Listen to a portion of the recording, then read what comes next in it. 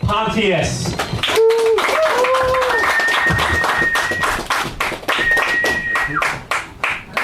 Thank you. Oh my goodness. Thanks, guys.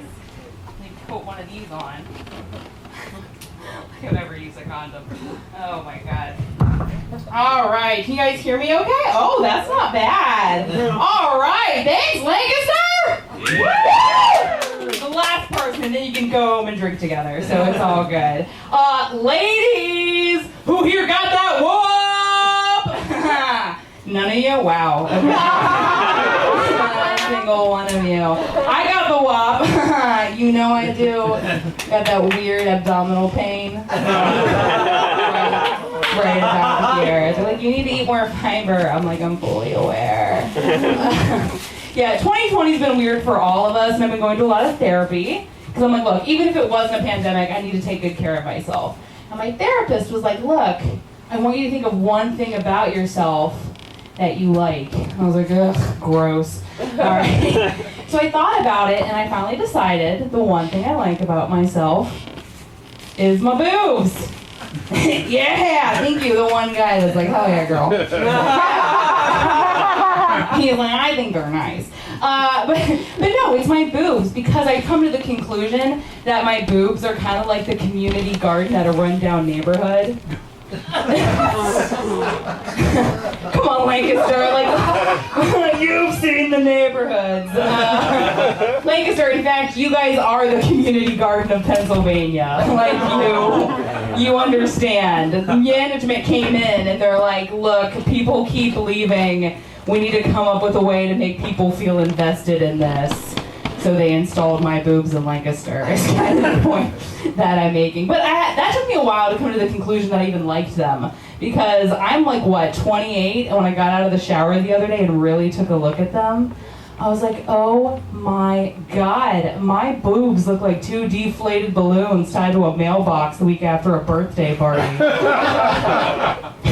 I was like, oh, we really need to go cut those down. That party's over.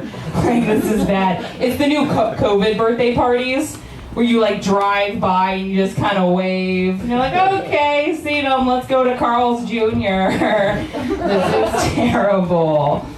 But I've also been the genius that decided to start a long-distance relationship. Woohoo! Thank you. I feel like two people that are like, I think I'll support her. Like, we are on board with her decisions. But yeah, it's been terrible. If you didn't figure that out, it's a horrible idea. Because you don't have to know each other, you're not having sex. So finally I decided, I was like, well, we need to meet. And my girlfriends were like, well, Ashley, are you really gonna break quarantine for some dick? I was like, look, even if I get pulled over, I'm just delivering his meal. The boys call me DoorDash.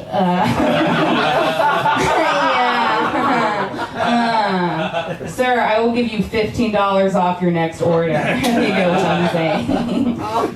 Hot and ready. Give me a good rating. I'm sure you'll like it. If we do it in the car and it's quicker, we call it Meals on Wheels. I'm feeding America. You get it. Let's talk after. You're adorable. It's been a long time in quarantine. So besides like, okay, everything else going on with me mentally, I also found out some like tough news about my family. So my sister, we just found out after many years, we found out that she has a disorder called trichotillomania. I know it's a mouthful. It's whenever you get nervous and you pluck out your eyebrows and your eyelashes. And I'm like, wow, you know what, that makes so much sense because we're pretty sure that I have it too.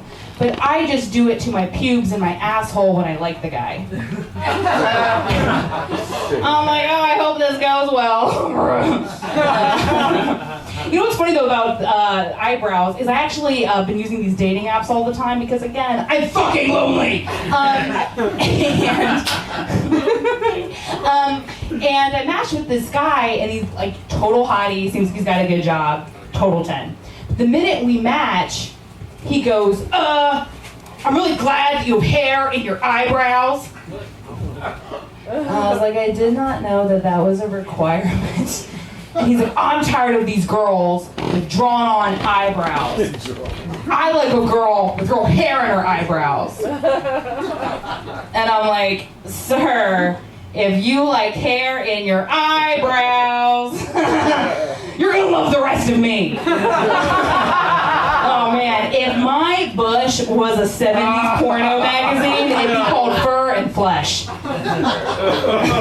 I know you like it, sir. Yeah, you're Googling me right now. It looks like I'm smuggling a St. Bernard in my shorts. Like, it's bananas. And people are like, Ashley, we get it, you're a comedian, you exaggerate. Ugh. I'm like, oh no, au contraire, let's see how honest we can be. So like, sir, may I ask, do you have a happy trail? No? You look like you do. I can't help myself. But ladies, I don't know if your man has a happy trail or not, it doesn't matter. But like, happy trails are very hot, very sexy. Like, oh, a little sugar on the oatmeal, it's adorable. Don't eat. But it's very cute. Happy trails are sexy. I unfortunately have the whole goddamn Oregon Trail.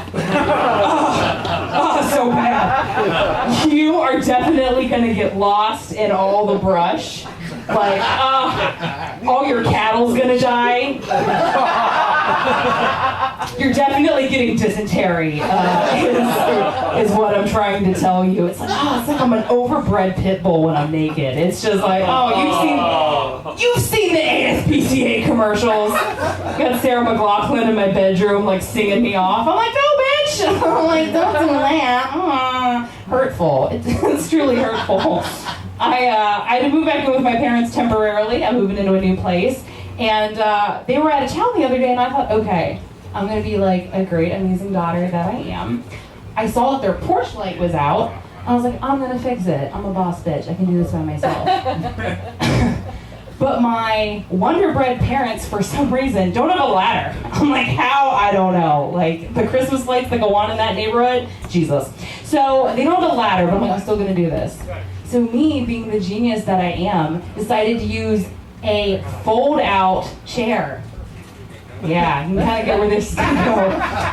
And as I'm standing on it, my fat ass broke it, and it closed up on me and got me right in the tangerine Tic Tac. So right now, my taint kind of looks like Jimmy Carter's face. Have you seen him?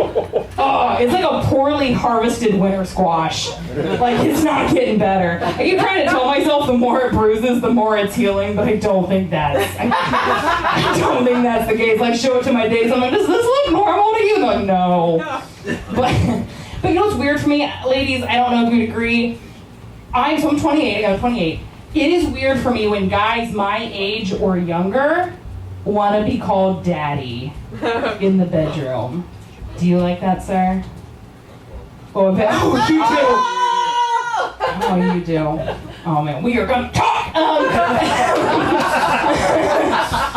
like, I'll play. You know what I'm saying? Like, I'll play along. I don't kink shame. Fine. I'll call you daddy, but you have to call me Nana. I'd be like, oh, Nana's baking cookies in the oven for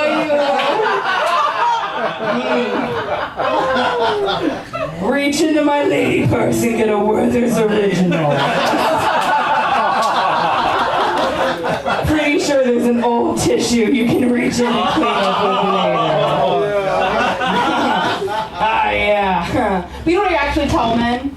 I tell men that I call them daddy willingly. Like, that was a joke. Like, I will call you daddy willingly and often. And I call all men daddy because you should just assume that at some point I will be asking you for money and repaying you with disappointment. Just like my dad.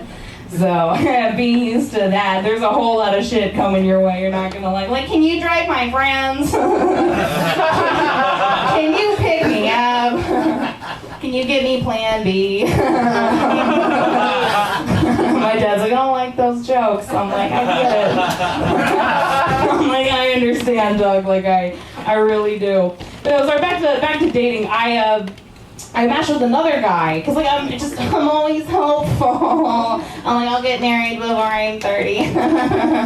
I'm always hopeful, and I met another guy, again, very nice, and it starts out fine, but I always find it interesting when guys still to this day use pickup lines in 2020. Oh, that's bananas to me. But this guy says to me on Bumble, he goes, "Ooh, baby, I just want to let you know that the song Body, Like a Back Road, was written for girls like you." I was like, oh, okay. So I think he's trying to say that I'm curvy, I'm voluptuous. But really, if we're gonna compare me, like, I think I'm more like a 6-lane highway and no one uses turn signals. You spend an hour on it, you're like, why am I not getting off?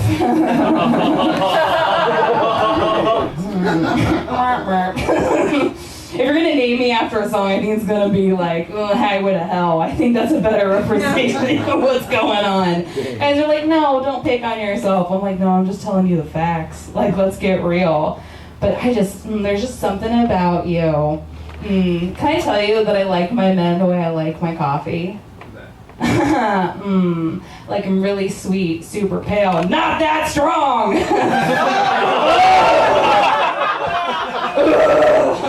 Sir, I like weak. Like, I'll just throw you over my shoulder and just King Kong the shit out of you. Like I just Chain. You're my type. I used to, like, when I was younger though, I used to say that I liked my men like H&M. Where I'm just like produced by minorities and really cheap, and they're like, oh no, not that. I'm like, well, I'll go back to white guys then. They tolerate it because they're afraid. I will say though, there's one thing though that's weird to me that I see. So I live like right on the border of Maryland and Pennsylvania, and I come up this way fairly often, and there's one thing I see that I don't quite understand, but anybody can explain this to me. I don't understand pink camo. Right? Like, everybody understands, like, you know what I'm talking about when these girls walk around with the Uggs and, like, the pink camo, like, hoodies? It makes no sense to me. Because, I'm like, you're not hiding anything. We can all still see that you're poor. Ladies and gentlemen, I've been Ashley Pontius. Thank you guys so much.